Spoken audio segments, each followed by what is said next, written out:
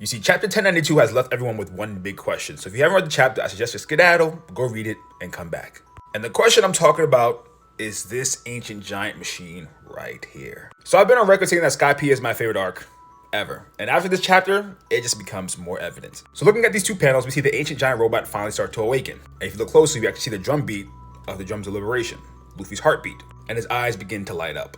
That scene is very reminiscent to this scene right here when Luffy awakened the first time, and Zunisha heard the heartbeat, and his eyes also lit up. So now this brings up the speculation that Luffy in Gear 5 has awakened the ancient robot who hasn't awoken in over 200 years. But there lies the problem.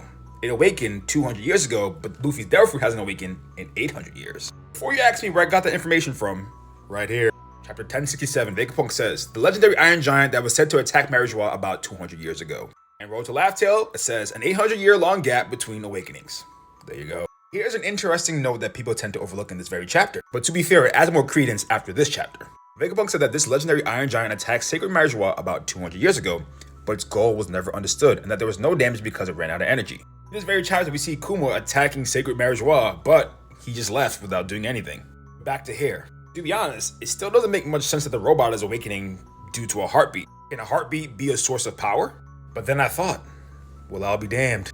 It actually can be. But up until this point, it was only a source of power for Luffy himself. Now I went back and thought about Zunisha. Zunisha was condemned to walk the earth because of a crime they committed, but only started to move and act on their own when Momonosuke came about, and then Joy Boy. Maybe the goal the ancient robot had was to interact with Joy Boy.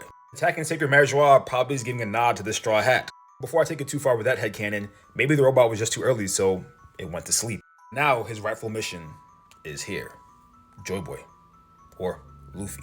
There are two big arguments that people have to this whole conundrum. They said that Luffy was already fighting Lucci in Gear 5, which is fair, because he was. And the other argument was that because it was an Iron Giant, that Luffy in his giant form would have to interact with the robot. But if you look closely, Luffy was also in a giant form. And the best response to those two arguments is that you couldn't hear Luffy's heartbeat when he was fighting Lucci. Go throughout all the panels, it's never evident. But here, it is. Mosh, you said something about Skypiea. I did, so let's talk about it. I always found it interesting that Enel was able to get a bunch of random people and then build the Arc Maxim. I mean, I get it, Enel was supposed to be a god, but he was also a man of vast intelligence. Building a ship that is powered by his power. Just how that robot was able to move with a dynamic power source. Something that would rewrite everything that they know today in the One Piece world. So Mosh, what are you trying to say?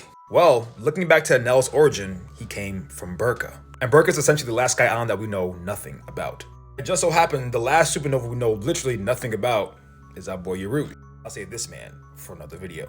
And now I will tell you why Skypiea is magnificent. Because it gave us this Zoro panel. Yeah! Alright, all jokes aside. Because of Enel's ideologies. Enel says he seeks a paradise, a land worthy of him. He says, you are not clouds, but you were born in the sky. And you are not birds, but you live in the sky. He says the foundation of this country in the sky is unnatural.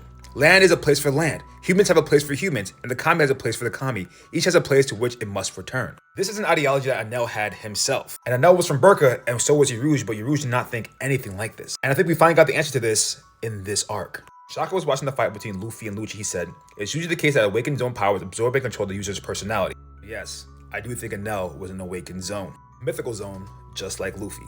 And a god at that. And one of the major reasons is because Enel is always in his zone transformation. From the Sky Islands, but has no wings. Enel's deity clouds are his drums. Enel's thought process of returning back to the moon where gods are supposed to reside is not something a person born on Earth would know. That's how Enel wanted to destroy the Sky Island. This robot 200 years ago was controlled by the previous users of Enel's Devil Fruit.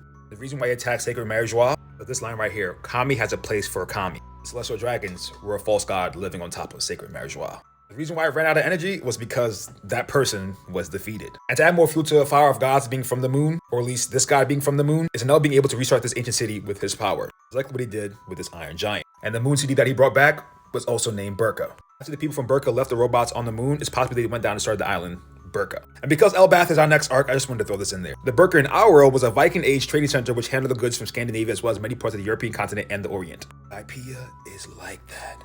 For more One Piece content, don't forget to hit that follow button.